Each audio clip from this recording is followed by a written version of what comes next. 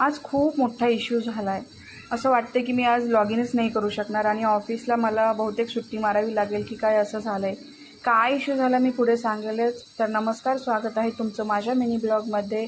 सकाळीच उठले, देवपूजा वगैरे केली. त्यानंतर मम्मीने इवाला दाल खिचडी वगैरे बनवली होती. ती दाल खिचडी थोडीशी मिक्सरमध्ये वगैरे काढून मी इथे लगेच तिला भरवायला वगैरे बसले होते. मनामध्ये एकच सुरू होतं की आज परमेश्वरा माझा वायफायचा इश्यू जोही सुरू आहे तो रिझॉल्व होऊ दे. तर योगेशने ऑफिसला वगैरे गेल्यानंतर वायफायवाल्याला जो कनेक्टला त्यांना चहा केला, मीही चहा घेतला. थोडा वेळ झाल्यानंतर मला भूक लागली होती.